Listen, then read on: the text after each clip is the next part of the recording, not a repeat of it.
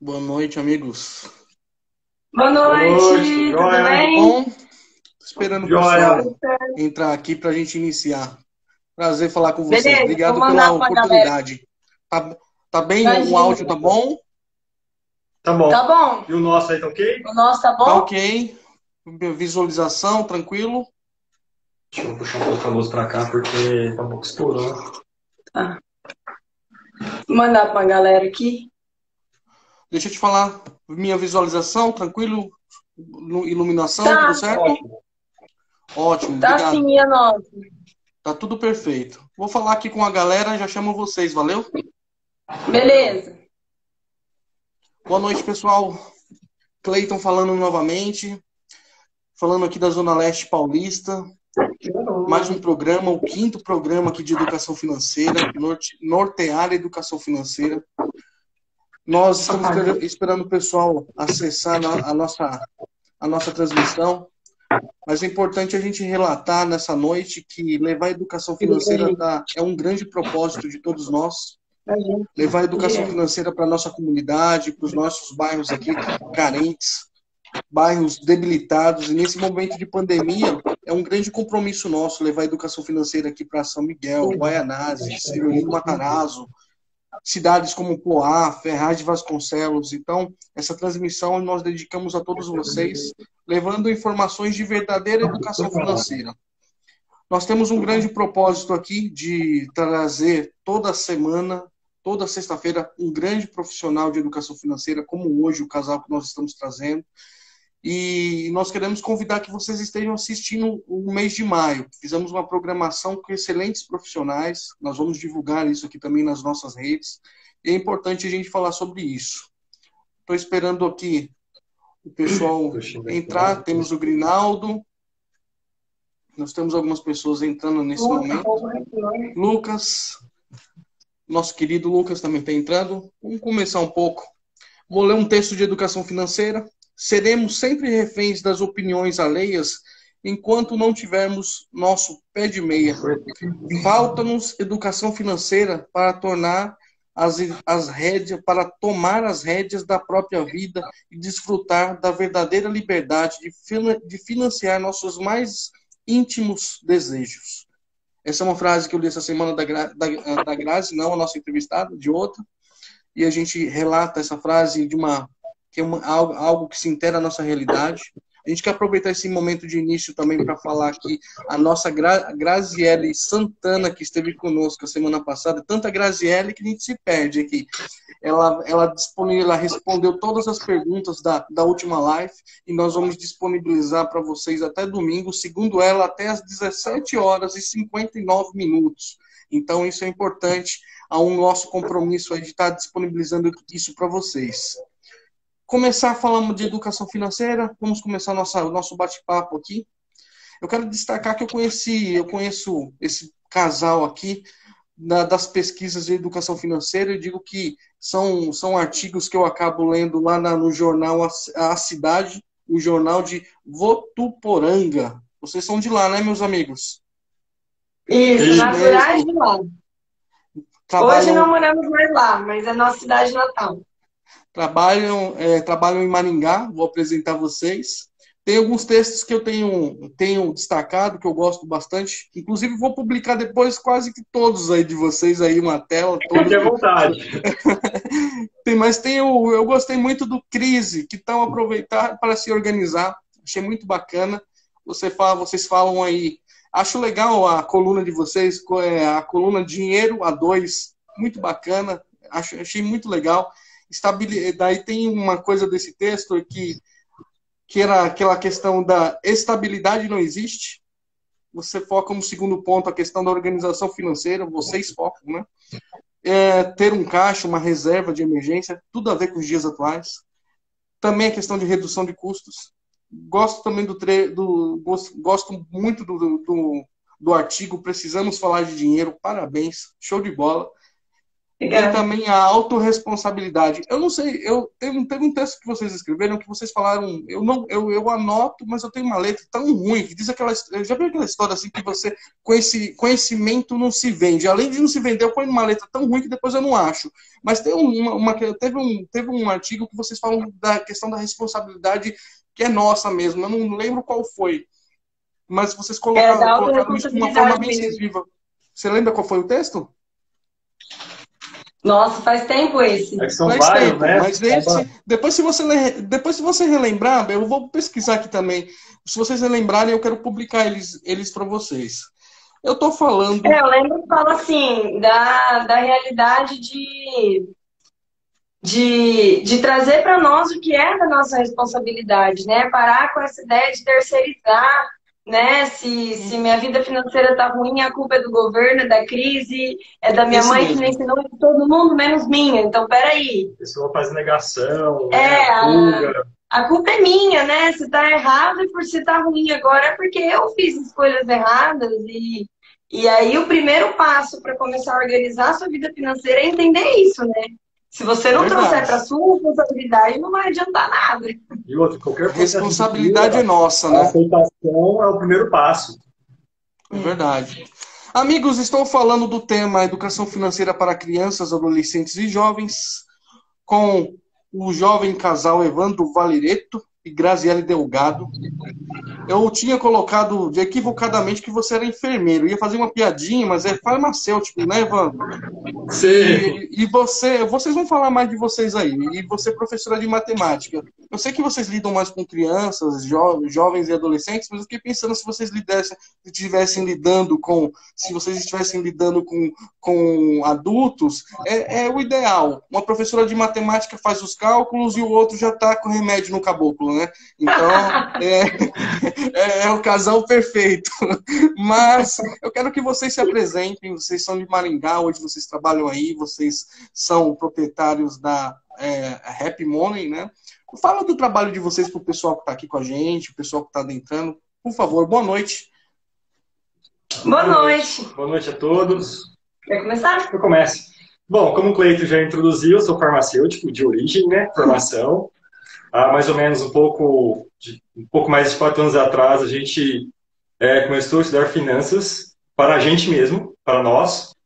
E era um momento que a gente tinha um sonho caro e a gente via que o nosso dinheiro não estava rendendo o que a gente gostaria. E a gente começou a falar, a gente tem que fazer alguma coisa. Vamos sair do lugar. Eu era uma consumista em potencial. É engraçado, é o quinto programa e é assim, já a quinta participação, que todos os participantes falaram assim, que a vida financeira não era lá aquilo, uma Brastemp. Legal isso, né? Sim. E daí, com essa necessidade, e na época a educação financeira não é como hoje, que hoje você digita no Google educação financeira, vai aparecer milhares de pessoas fazendo. A gente está no ramo aqui, a gente sabe que tem milhares. E era muito escasso. Tinha lá o Serbase, que era o mais famoso e é o nosso mestre.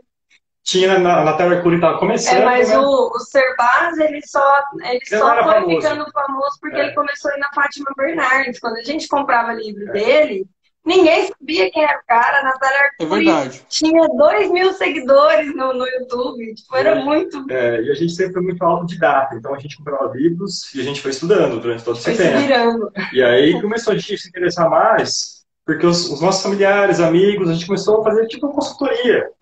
Tipo, a gente começou a virar referência no nosso contexto, de o que eu faço meu dinheiro, o que eu faço, só por ter aplicado na nossa vida, sem pensar em profissional. Né? Eu atuava como professora mesmo de matemática na escola básica e o Evandro trabalhava como farmacêutico.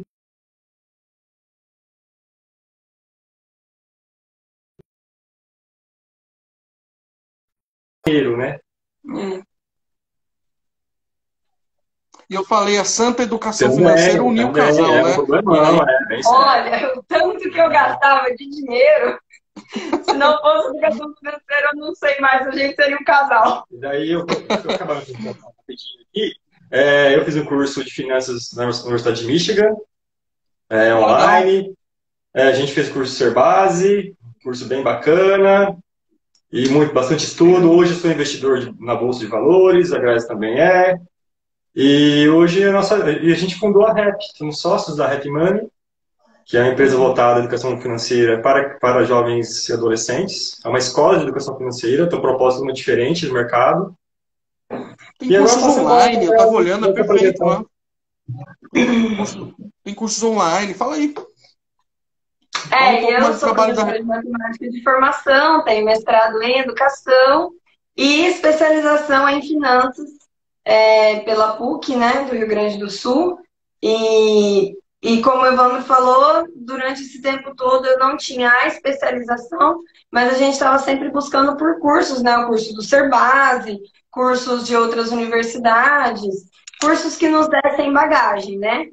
E eu comecei a levar a questão da educação financeira para a sala de aula, porque eu precisava atrair os meus alunos para a matemática. Era muito difícil fazer o meu aluno se interessar pela matemática, que fosse além do passar no vestibular. Isso me incomodava. Então, eu comecei a falar de dinheiro em sala de aula. Só que quanto mais eu estudava, mais eu entendia que era tudo uma questão emocional, era mais de comportamento humano do que de matemática.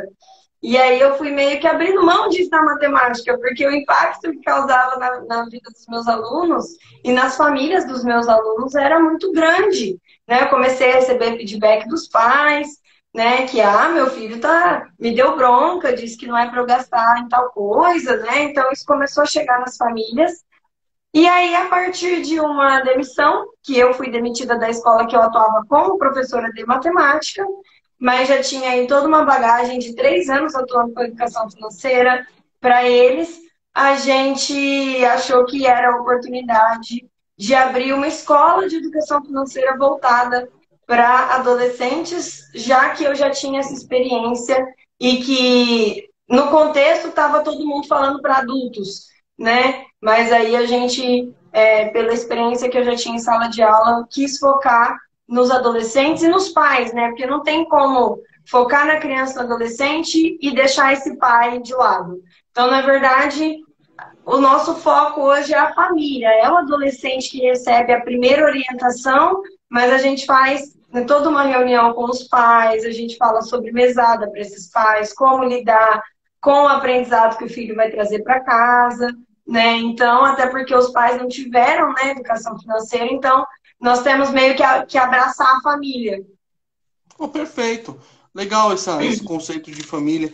Vamos começar algumas perguntas. Eu ouvi a explicação de vocês. Vocês são especialistas mesmo.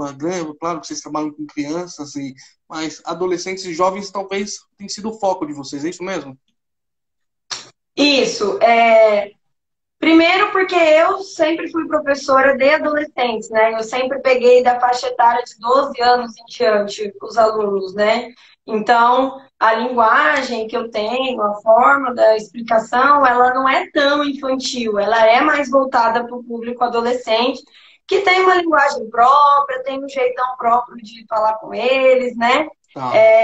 A gente faz trabalhos com crianças também, a gente tem uma parceria com uma escolinha de educação infantil, por exemplo, mas aí eu saio um pouco de cena, eu trabalho um pouco mais com a gestão da escola, né, com a formação dos professores e dos gestores, e aí esses gestores, munidos dessa informação que eles têm comigo, aplicam com as crianças. Eu não estou em contato direto com as crianças.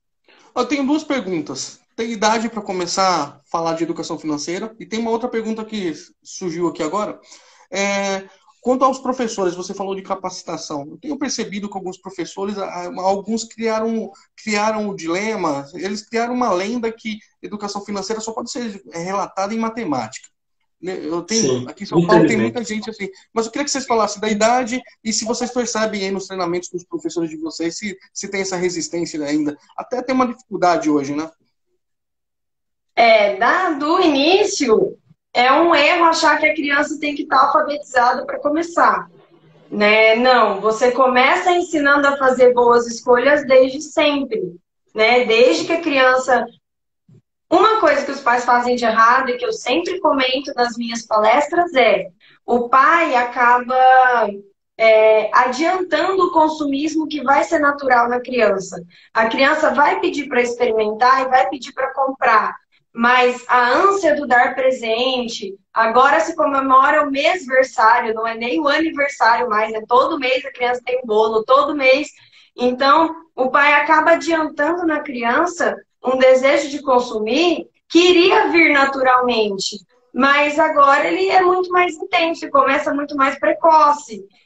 A gente gosta de ir ao shopping para observar, né? Então, às vezes a gente vai no shopping só para comer alguma coisa e fica de olho. Aí vocês só ficam só pegando material didático, né?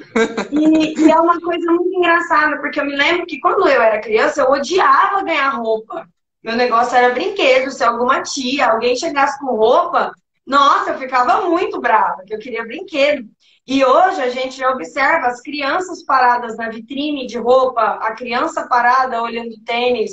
Outro dia que eu achei um absurdo, a menininha parou na vitrine de uma loja de mala de viagem e nem tinha mala infantil na vitrine, eram malas normais para adulto. E a menininha parou assim, estatelou o olhinho assim na vitrine. Eu falei, gente, a que nível estamos chegando?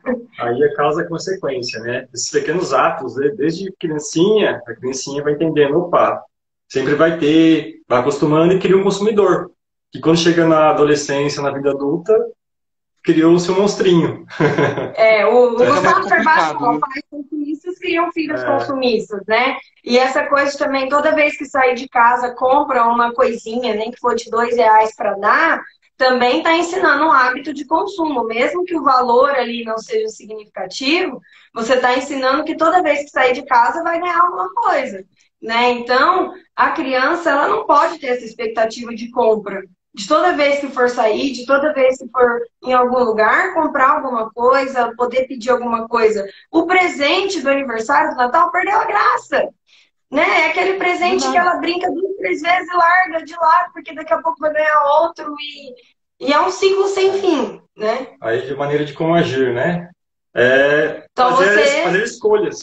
Você ensina escolhas desde sempre. Vai no supermercado com a criancinha, ensina ela a escolher. Ela só pode levar uma bolacha ou um biscoito, ela não pode levar os 2. Tem 2 opções, né? Sempre dá o direito de escolha da criança. Então, não precisa estar alfabetizado.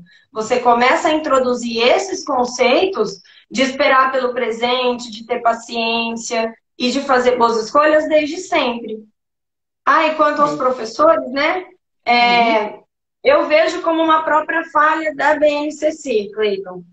Porque a BNCC colocou dentro da matemática, como se fosse... e tem mais, né? Eu sou muito crítica em relação a isso, por ser professora e conhecer o documento, né?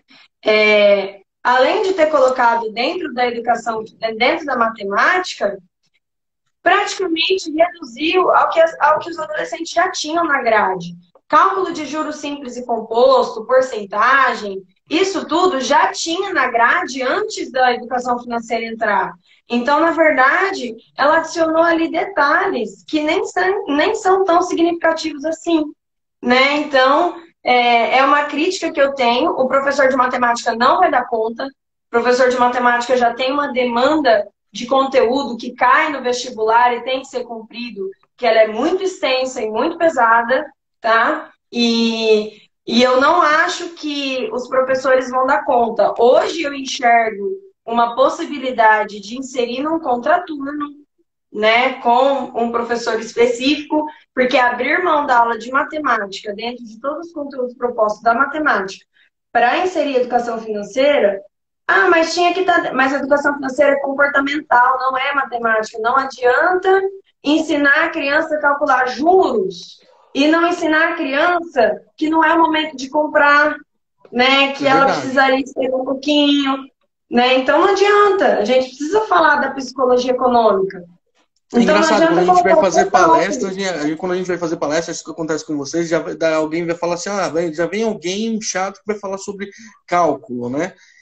E não tem tanta coisa em outras matérias que podem estatística, tem de repente em história, mas a gente tem defendido aqui em São Paulo, tem alguns educadores financeiros, inclusive o Grinaldo está aqui com a gente, um amigo que é educador financeiro, que tinha que ser uma matéria específica. Eu acho que, não sei se pelo jeito você concorda com isso, né? Tem um profissional para isso. Eu acho que pelo menos a entrada, porque vamos lá, a gente hoje tem uma sociedade brasileira que os adultos não tiveram educação financeira, nem na escola, nem em casa, nem em lugar nenhum.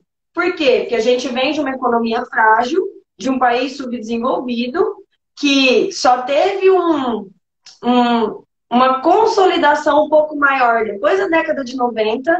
Então, os adultos de hoje não tiveram isso, né? E como é que eu vou ensinar algo que eu não sei?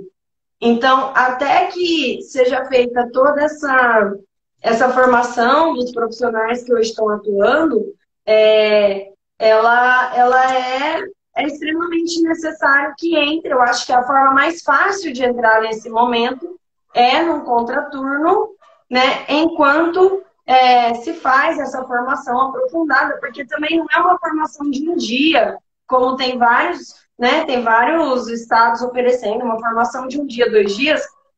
Isso não vai fazer a pessoa sair dali educada financeiramente. Primeiro que a educação financeira é uma decisão, né? Eu fiquei alguns meses estudando educação financeira sem ter, de fato, a decisão de colocar aquilo na minha vida. Então, eu sabia o conteúdo e não usava para nada. Foi só quando eu decidi colocar aquilo de verdade, fazer aquilo virar prática, que começou a fazer diferença. Então, não adianta dar uma formação de 2 dias para esse professor e achar que ele vai sair falando de educação financeira. Não vai. Né? E aí cria-se um problema maior ainda, porque a gente vai ter uma futura geração que sabe, ou sabe errado, ou sabe superficialmente. Perfeito. A maior dor é essa. É o profissional que vai transmitir isso para a galera, para os adolescentes, para os alunos. É a maior dor da educação financeira nas escolas. Para não cortar muito, para a gente chegar algumas perguntas aqui, mas ensinar a educação financeira com uma certa malícia também, sabe? Preparar um cidadão, acho que isso é o que eu prezo bastante. Sempre falo isso, eu trabalhei muito com servidor municipal, pessoal, e eu falava, olha, vocês são muito despreparados, qualquer conversinha vocês caem. Isso para adultos, imagina para criança, assim, não tem que ter um preparo total, né? Ó, tem umas perguntas. Eu ensino muito, tipo, desconfie. Alô? Conexão. Travou? Voltou. Tudo bem? Voltou, pode voltar. Você repete um pouco o que você falou anteriormente, deu uma cortadinha. Eu sempre ensino eles assim, desconfie de tudo e de todos. Você quer fazer um curso, hoje está na moda o trader, né? Os alunos querem saber como faz trade. E aí eu falo para eles, desconfia, você vai pagar um curso de trade? Olha para quem está dando o curso, ele ganhou dinheiro fazendo trade ou ele ganhou dinheiro vendendo curso? Então, desconfia de tudo e de todos. Despreza muito o skin the game, na pele. É a malícia que eu falei. A educação financeira que a gente ensina é a educação financeira que a gente vive. Então, assim, não acreditar nessas falsas promessas de riqueza, nesse negócio de que você vai conseguir pegar atalho. Não existe atalho. Você vai ter que fazer certo por um tempo e uma hora vai dar certo. Nossa, como é bom escutar isso, gente. Pessoal, vamos lá às perguntas. Não, tem que escutar quando é coisa séria, sabe? Porque tem muito blá blá blá, gente. Na boa. Eu ligo com isso desde 2006, tem muita conversinha fiada. Entendeu? Infelizmente, tem muita gente aproveitando o momento, tipo, eu estava infeliz no meu trabalho, então agora eu vou ser educador financeiro porque tá subindo, eu vou ganhar dinheiro com isso. Infelizmente, tem muito profissional assim. Então, que está despreparado. Então, tem que tomar muito cuidado. Saindo um pouco das crianças, vamos para os adolescentes. Que idade a gente considera de adolescente aí, meninos? Vamos lá, só para a gente falar, eu vou fazer as perguntas para vocês. Diz que a partir de 13 até 24 anos. Eu, na verdade, considero um crime considerar um marmanjo de 24 anos como adolescente, né? 24 anos então, eu sou um adolescente. Não, mentira, eu tenho 44. De 12 a 18. Não, o considerado oficialmente pelas autoridades hoje é de 12 a 24. Que recomendação vocês dão para adolescentes aí? Depois eu tenho algumas perguntas. A primeira coisa que a gente ensina para eles é o funcionamento do nosso cérebro. Por que a gente consome? O que acontece aqui dentro na hora de consumir? Por que eu sou induzido a comprar mais? Por que eu entro numa loja para comprar uma coisa e compro 3?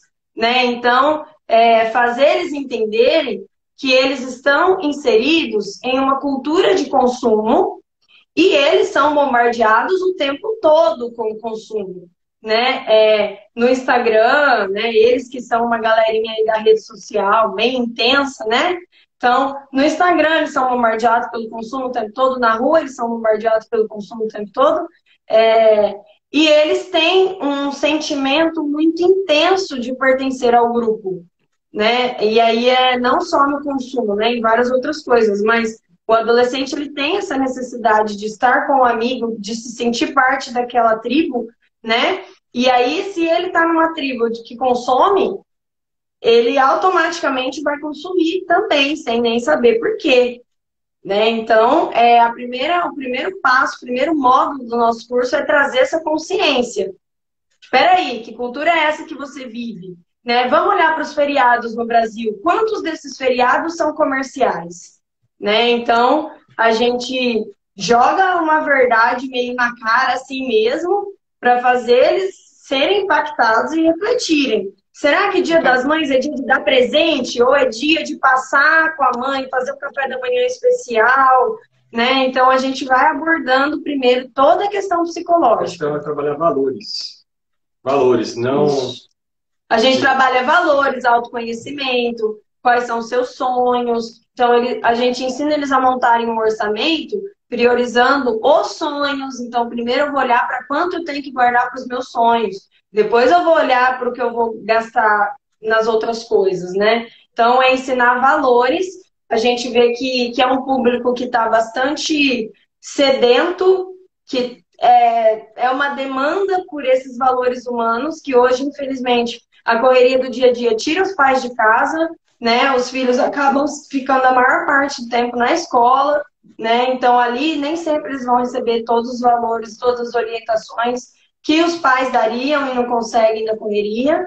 E então a gente vê assim uma falta muito grande desses valores. Parece que a vida é resumida em ter um iPhone, ter o tênis da moda e usar aquela marca de roupa. Né? Todos eles, é tudo padrãozinho, é tudo igualzinho. Você entra numa sala de aula, todo mundo tem o mesmo tênis, a mesma bolsa, o mesmo celular, né? Então tá todo mundo empacotadinho nesse consumo. Legal, muito bom. E a mesada para essa galera? O que vocês falam? Eu tava vendo, tem até cartão hoje que os pais podem, o cartão mesada, né, Evandro e Graziani? Sim. E aí eu tava vendo sobre mesada. Mesada é uma questão só para criança ou é para adolescente também? E aí, agora que você falou que é adolescente até 24 anos, eu tô aqui com uma dúvida cruel. Assim, a mesada, os pais têm que entender que ela não pode ser um presente, nem uma gratificação por nada. A mesada é pura e simplesmente um instrumento de educação financeira. Se você quer ensinar educação financeira para o seu filho, uma boa gestão de dinheiro, você dá mesada. Se você quer só presentear ou motivar ele a fazer as coisas aí bem na escola, esquece mesada, tá? As orientações que a gente dá é não remunerar nunca o que é da obrigação da criança. Nunca. Então, você não remunera a louça que ele tem que lavar. Você não remunera o quarto que ele tem que manter limpo e arrumado. Você não remunera tirar notas boas da escola. É obrigação dele fazer isso. Né? Então, remunerar isso, você corre o risco de, em algum momento, o adolescente olhar para sua cara e falar: não me importo, dane-se o dinheiro, eu não vou fazer e pronto. Então, você cria uma margem de negociação. Então, não existe essa margem de negociação porque é da obrigação dele. Né? Você dá a mesada com alguma responsabilidade, você não pode oferecer a mesada para ele poder guardar tudo ou gastar tudo. Olha, eu estou te dando uma mesada e daqui para frente eu não pago mais o lanche da escola. Eu estou te dando uma mesada e daqui para frente, se você quiser ir no cinema com seus amigos, eu não vou te dar dinheiro de novo. Ele precisa entender que a mesada não é um presente, é uma responsabilidade. Porque, na verdade, quando o adolescente pede mesada, ele não está pedindo dinheiro, ele está pedindo liberdade de escolha. Né? Então, dar a ele essa liberdade de escolha é interessante, desde que haja um controle.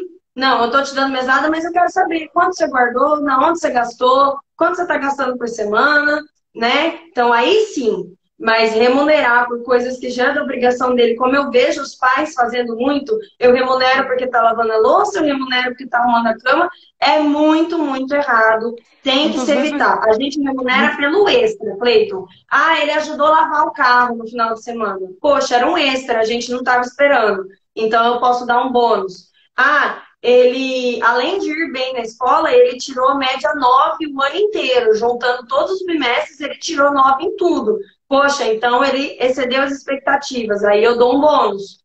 Então eu sempre dou o bônus pelo extra, mas não pelo que já é obrigação. O Fernando colocou, não se negocia obrigação, não. Ele precisa entender que na casa cada um tem seu papel e que tirar nota boa na escola é obrigação dele.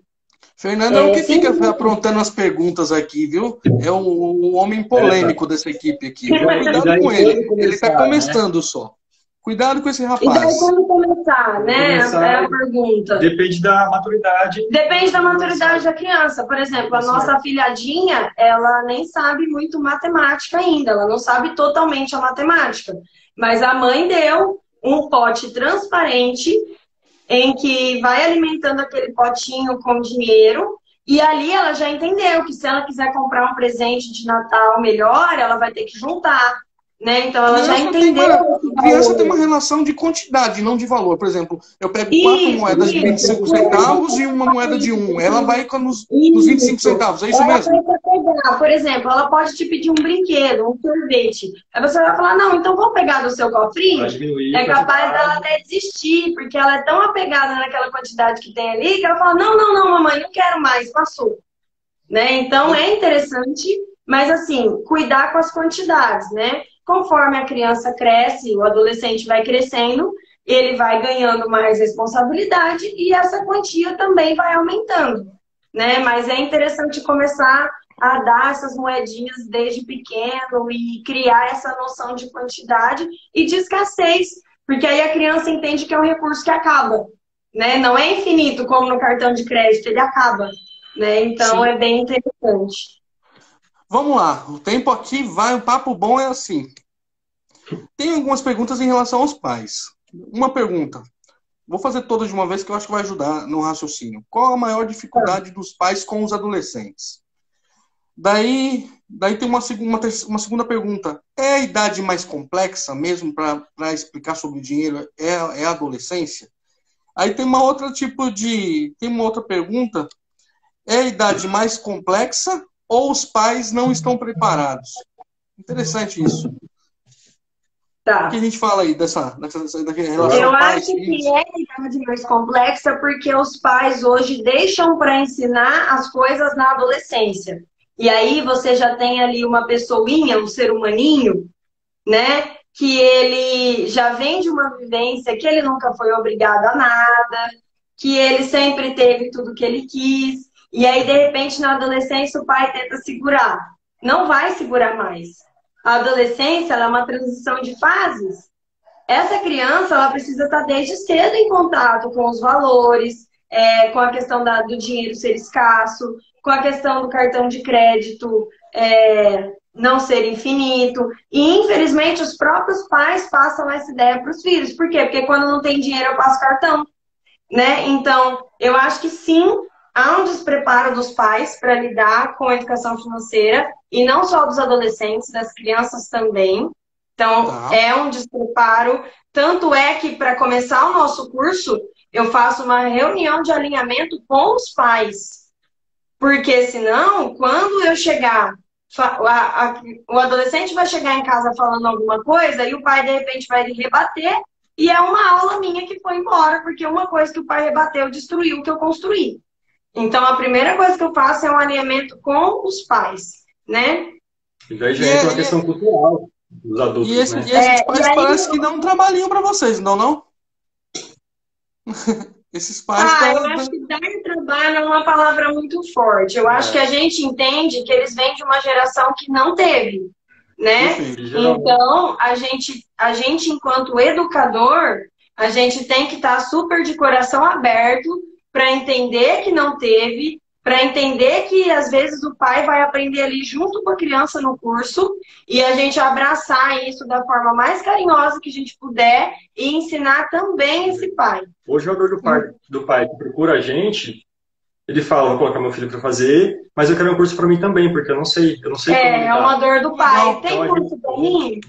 Então a gente tem uma demanda que a gente vai fazer, não fez ainda por causa da quarentena, da nossa turma que começou esse ano, justamente para isso, para auxiliar o pai a lidar com o adolescente durante o curso. Então mas eu percebo na fala de vocês que eles acabam descobrindo aí, talvez, nessa relação que vocês ensinam educação financeira para as crianças, os adolescentes deles, os jovens, que eles acabam descobrindo as deficiências, né? Como você colocou aí, e assim acaba sendo um trato familiar. Gostei bastante disso. A gente fez o curso de um jeito que esse aluno leva desafios para casa que ele tem que envolver os pais. Então, os pais aprendem também no processo. Então, a tarefa de hoje é descobrir quanto você custa. Então, ele vai ter que fazer um levantamento de custos, vai ter que sentar o pai e falar, não, e energia, e isso, e aquilo. Então, a gente acabou fazendo o curso de uma forma intencional desse aluno pegar a família toda e ir fazendo esse trabalho coletivo, né, de educação. Todos implicam nas escolhas. Então, a gente vai tentando mexer com a estrutura da família também, não fica isolado no adolescente. Bacana demais, gente. Que tipo de responsabilidade um adolescente tem que ter em relação a finanças? Essa é uma pergunta que chegou. E tem o Fernando falando aqui. Ó, Fernando, cuidado com esse menino. É isso aí, Fernando. A gente usa muito esse exemplo. Outro dia vi uma criança falando para a mãe que não tinha dinheiro para comprar aquele doce. Daí acho que a criança responde, a criança responde, você pode pagar com cartão, né? Isso e por que ela faz isso? Ela faz isso porque ela viu que a mãe passa o cartão quando não tem dinheiro, é simples. Às vezes a mãe tá lá, não tem dinheiro, vou passar no cartão. Já gravou que tá, de cartão infinito. Isso. Legal. E aí você falou para mim... Desculpa, pode falar? A gente respondeu todas as perguntas, eu deixei alguma de lado. Não, foi todas aqui. Todas eu tô pontuando aqui, eu tô dando um visto aqui. O papo tá muito gostoso. Aqui a gente faz a pergunta, rola a ideia, tá bom demais. E aí, um adolescente, eu me descobri hoje com um adolescente até os 24 anos. Misericórdia. Responsabilidade. Você perguntou qual que é a responsabilidade do adolescente em relação às finanças. Isso eu não respondi. Verdade. Então, o adolescente ele precisa entender que dinheiro não é infinito, que os pais não têm uma fábrica de dinheiro em casa, né? Então, o que a gente fala? A gente começa a dar responsabilidade para o adolescente aos poucos. Então, começa dando uma semanada que ele tem que administrar, que ele tenha que comer o lanche da escola e ainda fazer sobrar um pouquinho. E assim, não adianta dar mesada e semanada se você não for cobrar uma prestação de contas. Isso aí também está totalmente errado. Nem no caso de dar a semanada ou mesada, para ele só guardar. Ele tem errado. Ele tem que ter uma responsabilidade com aquilo. Então, pode começar dando, por exemplo, o lanche da escola, né? Da cantina da escola. Aí, depois, o adolescente, ele começa a ter as paquerinhas, ele começa a querer sair com os amigos, né? Tem os rolês do final de semana, né? Então, aí é responsabilidade toda dele. O pai não põe mais a mão no bolso para isso. Tipo assim, eu vou te dar R$50, você vai se virar que eu não vou mais te dar dinheiro. Outra coisa que o adolescente começa é querer certas roupas de marca, certas coisas de marca específica. Aí é o momento do pai falar, não, essa marca eu não vou te dar. Se você quiser, você junta e compra, porque essa eu não vou te dar, eu te dou essa, né? E ainda assim tem que tomar cuidado, porque às vezes é os pais que passam essa ideia de que só a roupa da marca tal é boa, só o celular da marca tal é bom. Então tem que tomar cuidado para não passar esse tipo de valor, porque depois que eles acostumam a vestir aquela determinada marca, eles não se importam em pagar R$500 numa camiseta. Para eles, não tem problema, entendeu? Então, é esse valor do dinheiro que está se perdendo. Por quê? Porque eles ganham presente o tempo todo, eles não precisam mais esperar aniversário e Natal para ganhar presente, porque eles estão sempre consumindo, porque eles estão ouvindo os adultos falar. porque eles estão sendo bombardeados pela mídia. Então, é todo um cuidado que precisa ter para você não ensinar errado sem querer, porque às vezes é sem querer, né? E principalmente para criança e adolescente que perde roupa o tempo todo, perde sapato o tempo todo, até atingir a maturidade do corpo e parar de perder as coisas, né? Existe aí um processo, então, né? Trazer essas coisas à tona. Filho, será que vale a pena mesmo pagar R$ 300 nessa camiseta? Você ainda está em fase de crescimento, vai perder dentro de alguns meses. Vamos deixar para comprar essas coisas mais caras quando você for maior, já tiver com o seu corpo, né, não mais em desenvolvimento. É uma conversa que não tem, os pais não conversam sobre dinheiro. Sempre trabalhar escolhas, né? E a gente vê assim, como uma dor do pai, não ter coragem de falar que não tem dinheiro.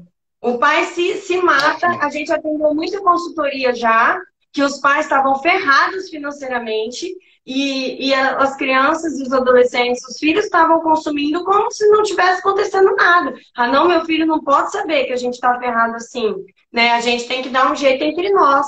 Então, não. Isso tem que ser falado sim. Filho, nós estamos passando por problemas financeiros, não dá para comprar isso agora, você vai ter que esperar, né? Porque senão cria esse mundo cor-de-rosa, né? Esse mundo do unicórnio colorido, que é só passar cartão, eu compro tudo que eu posso. E daí chega nos jovens. E aí chega nos jovens, que aí o negócio já está estragado, né? O jovem de 18 anos hoje, ele já fez tudo que é caca financeira. Ele quer financiar o primeiro carro, né? Só tira uma dúvida para mim. O jovem de que idade? Vamos lá. Porque a gente falou adolescente de 13 a 24. Mas pode colocar a partir de 18. O jovem que é quando ele vai para a faculdade, que tem aí um status envolvido, né? No meio faculdade tem um status envolvido. Ele faz 18 anos, ele tem que tirar a carteira e ele tem que ter um carro, nem que ele for financiar em 10 anos para pagar, né? Então, é uma necessidade de mostrar para os outros que eu tenho. Parece que eu sou menos se eu não tiver, né? Então... Eu tenho algumas perguntas, a gente tem mais 5 minutinhos, 6 minutinhos. Passa rápido, hein, gente? Muito bom. Vamos falar dos jovens? Pode ser? Eu vou jogar algumas perguntas para vocês. Os jovens, você falou a partir de 18, é isso mesmo? A partir de 18. Aí o que acontece? Eu tenho percebido muitas vezes que tem jovens que não querem sair da casa dos pais. Tem os que casam e voltam para a casa dos pais. Jovens mesmo, né? Essa foi uma pergunta que me fizeram para a gente tratar sobre jovem na nossa casa, tudo mais.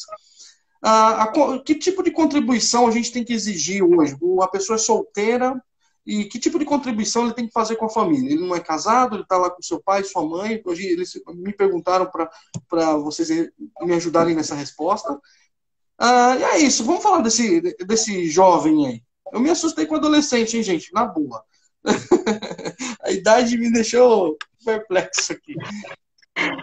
Nesse caso aí tem que ser acordado com a família, o primeiro passo, né? É um acordo com a família, mas assim, eu acho que hoje o jovem, primeiro que existem mais possibilidades, né? Hoje o jovem, por exemplo, não tem a responsabilidade de acertar de primeira. Às vezes ele vai para a faculdade, ele não gosta, ele para e volta e vai pensar em fazer outra coisa, né? Então não tem mais essa responsabilidade, esse peso de, com 20 anos você tem que ter tomado um rumo na sua vida, né? Então, na verdade, não. Hoje entende-se que ele pode errar ainda, que ele pode mudar o rumo, né? Agora, é difícil esse adolescente que não sai, né? Esse jovem que não sai de casa, né? Ele, na verdade, eu vejo assim, os pais hoje, eles têm tentado facilitar a vida dos filhos em todos os níveis, né? O filho faz 18, eu dou o carro. O filho quer casar, eu dou a festa. Eu dou a entrada do apartamento. E nessa ânsia de ajudar, na verdade, os pais acabam atrapalhando o desenvolvimento desse jovem, né? Porque era um momento dele estar aí tomando responsabilidades, né? Olhando para uma construção de carreira séria, um momento que ele poderia aproveitar e estar morando na casa dos pais que não tem grandes gastos, para ele investir em cursos, para ele investir em... A minha mãe está online aqui, ó. Imagina que minha mãe ia me deixar morar com ela até 30 anos costa. Ela me tocou de casa. Minha mãe me tocou, minha mãe me deu pro Evandro. Isso, Vera Lúcia, minha mãe. Dona Vera Lúcia. Que trabalho deu essa moça, hein? Por exemplo, os meus pais, eles sempre me cobraram uma postura de muita responsabilidade. Tanto é que com 21 anos, eu já namorava o Evandro, a gente já tinha um relacionamento super sério. Eu falei, gente, pra quê? Vamos juntar, vamos testar essa vida dois, vamos ver como é que é isso, né? E eu vejo assim, o jovem hoje muito acomodado, porque ele tem tudo. Por que que o jovem vai sair do lugar que ele tem casa, comida, roupa lavada, o dinheiro que ele ganha é todinho para ele torrar em balada, em festa, o pai e a mãe pagam tudo, né? Por que que ele vai sair de casa? Não tem nem porquê. Tá muito bom ali. Agora falando das compras, a separação de início de gasto pessoal, cosméticos. Dá para ir separando, né? Assim, tipo, você começou a trabalhar, então eu continuo pagando sua alimentação e a sua moradia aqui em casa, né? O que diz respeito ao morar. Agora, as suas roupas, as festas que você quiser ir, os restaurantes que você quiser ir, o seu cuidado pessoal, se você quer cuidar do cabelo, se você quer fazer alguma coisa diferente por você, é seu. Sua responsabilidade. Né? Sabe que eu quase apanhei numa palestra dando orientação para os pais, falando assim, olha, quando seu filho começar a trabalhar, a primeira coisa que você faz é dar uma conta para ele. Daí teve uma vez que um adolescente veio me tirar satisfação, né? Me odiaram. Mas a gente fala de dar, né? Eles precisam ter responsabilidade, eu acredito muito nisso. A minha esposa, já que entrou sua mãe, minha esposa está falando aí ela está falando que os adolescentes, ela falou anteriormente que considera isso até 17 anos. Mas eu entendi a sua abordagem dentro do tratamento. Daí a minha esposa é a dona Andréa Dionísio Schinep. Alguma coisa assim, por causa desse hábito de não sair da casa dos pais, dessa imaturidade que eles estão e tal, propôs que aumentasse. Entendi. Eu vi a notícia aí. Só colocando isso aí. Gente, e na pandemia aí? Molecada em casa, adolescente em casa, o jovem já não sai de casa, né? Já não saiu, agora que não sai mesmo. Não, mas é sério, e que orientações aí? A gente está chegando, nós temos mais 3 minutinhos. Que orientações a gente fala para crianças, adolescentes e jovens aí no meio dessa pandemia? A gente tem se preocupado muito com o programa, não sei se vocês assistiram os outros 4 programas, de trazer orientação para esse momento. Então, eu gostaria da contribuição de vocês. Uma coisa que a gente fez na primeira semana de quarentena foi fazer uma aula para os nossos alunos com os pais juntos, no online.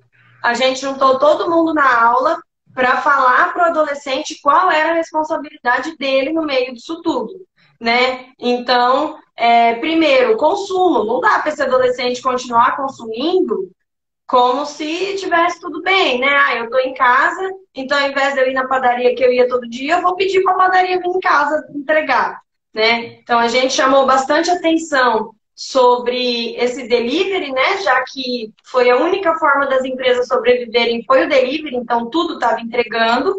Então nós falamos para eles tomarem bastante cuidado com isso, porque cada pedido é dinheiro que vai embora. A gente falou muito da responsabilidade deles em diminuir despesas como energia e água em casa, excesso de consumo, evitar desperdício, principalmente de água e energia, porque adolescente é um bicho que quer pensar no chuveiro, né? Então eles demoram meia hora para tomar um banho. Então a gente propôs até o desafio de colocar uma música de no máximo 5 minutos e ter que tomar banho dentro daquela música, porque aí você elimina desperdício de água e energia. Né? A gente falou bastante sobre ar-condicionado, porque o fato agora de estar em casa o dia todo, fica esse ar na cabeça o dia todo. Então, ter bastante cuidado, evitar ligar, abrir mais as janelas, até para ventilar, é até uma recomendação da saúde, né? Deixar a área mais arejada. Então, a gente chamou a atenção deles que era a responsabilidade deles ajudar a diminuir o consumo da casa. Se tornarem a solução, não o problema. Para que eles fossem parte da solução e não do problema. Perfeito. É o momento da família agora. Gente, eu tô com o coração partido aqui. Mas eu tinha certeza, nunca tinha escutado vocês falarem, não mesmo, mas só o fato de ler o texto de vocês era o que eu sentia que era verdade. vão vir outros profissionais aqui falando de outros assuntos. Eu vou agradecer vocês. Eu queria fazer um trato com vocês. Na semana passada, a Graziele Santana, que esteve conosco, ela vai responder algumas perguntas. As perguntas que chegarem aqui, eu posso repassar para vocês, para a gente tentar criar um material para a gente responder. E a galera que estiver aí assistindo, pode aproveitar, entrar lá, mandar um... Pode mandar perguntas direto, não tem problema. Para falar com vocês, Luquinha já está colocando o Instagram de vocês, Luquinha é eficiente. Isso, e no Instagram já tem o link para o meu WhatsApp, direto, para o WhatsApp da empresa. Então é só entrar lá no Instagram e se quiser chamar no privado, pode ir direto, que a gente também está à disposição. Deixa eu responder a dúvida de outra Graziele. Aqui, a Graziele Santana, que esteve conosco, ela perguntou se o programa está sendo gravado. Ele vai terminando aqui, eu estou gravando o programa e vou jogar no canal do YouTube Nortear Educação Financeira, se vocês permitirem, é claro. E aí vocês podem divulgar também, vai ser um material que também a gente vai disponibilizar aqui na região. Eu só tenho a agradecer. Vocês têm alguma dica final para a gente, uma consideração final para a gente ir aí? Vou passar para o Fernando para ele fazer algumas considerações conosco.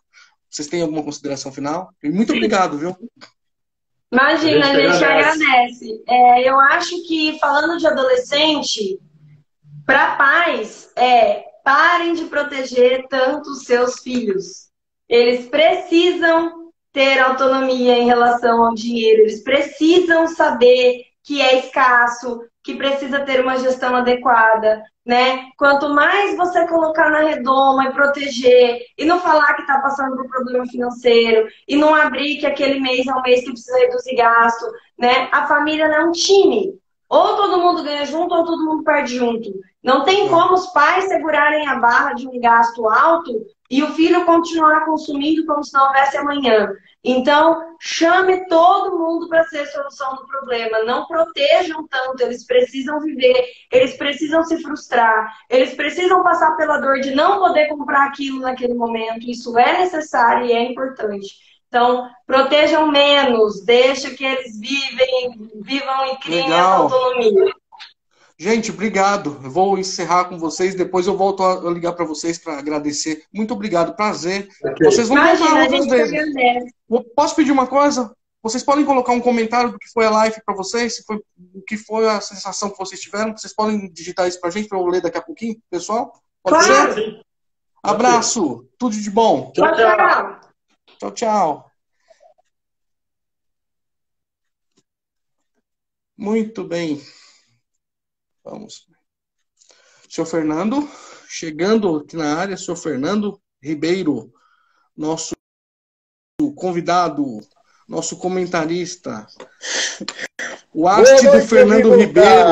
Fernando Ribeiro, eu vi você digitando que você gostou da live, meu querido. Você sempre ácido, sempre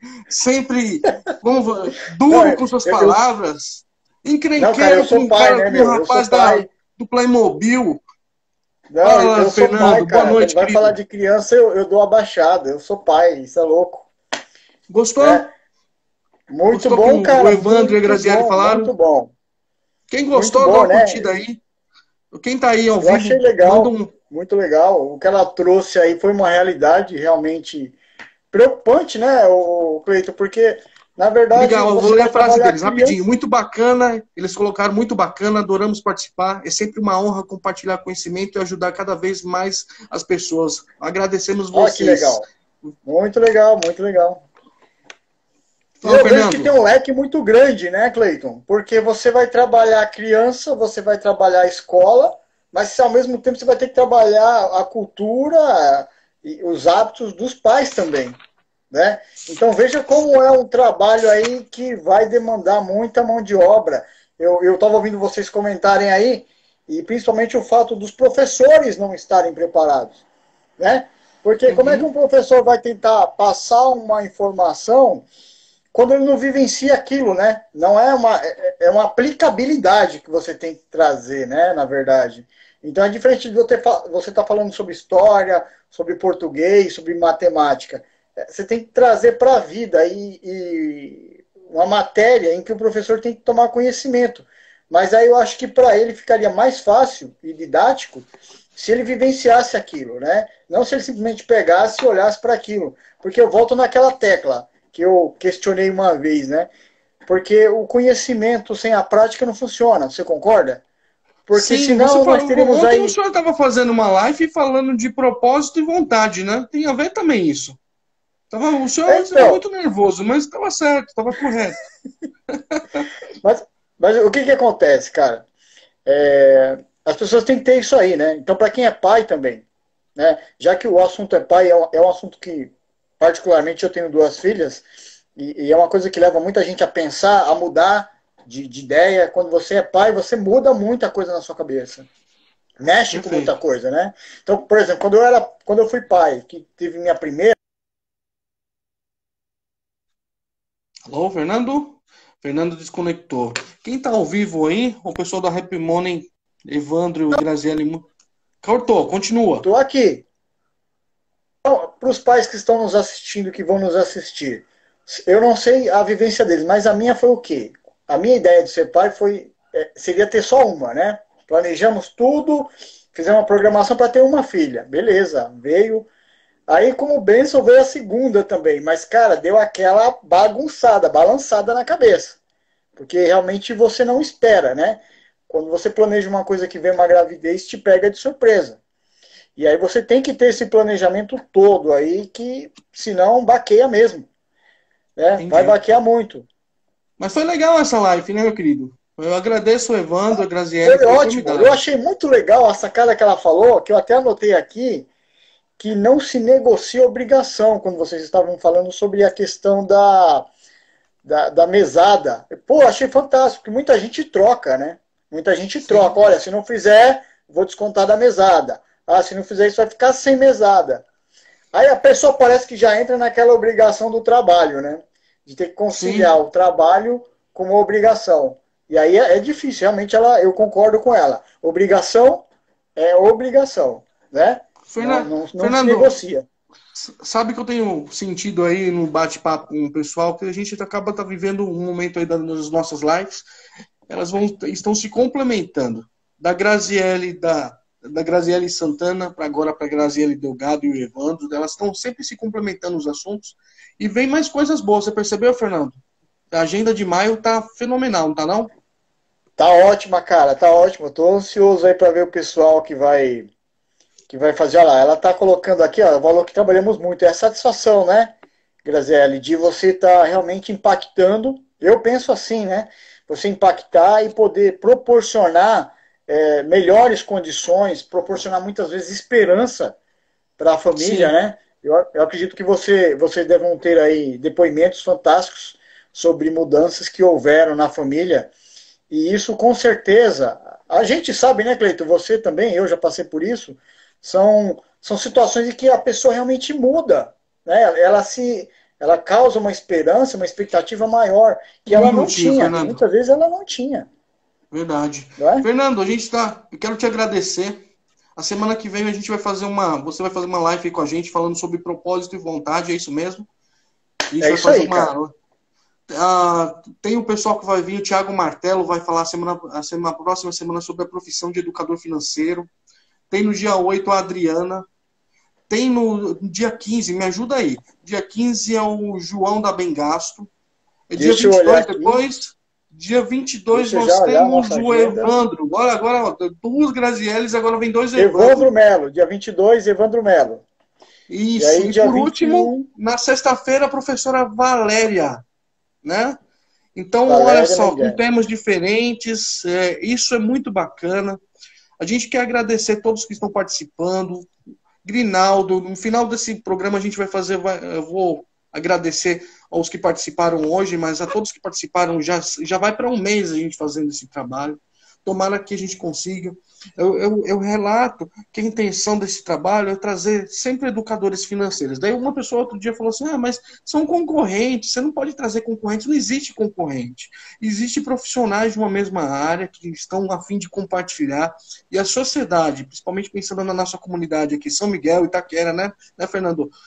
Ferraz, Poá, quem está nos assistindo, eles precisam dessa informação. Eu tenho 26 segundos. Fernando, muito obrigado. Graziele e Evandro, parabéns. A todos que Cara, estiveram parabéns pela conosco live, aqui cara. nessa noite. Parabéns Foi uma pela live live. fenomenal. Que aula. É. Tá sendo. A semana que vem a gente vai estar com o Thiago Martelo. E eu quero agradecer vocês. Que Deus abençoe a vida de cada um. Uma excelente semana. E a semana que vem juntos novamente. Certo, Fernando?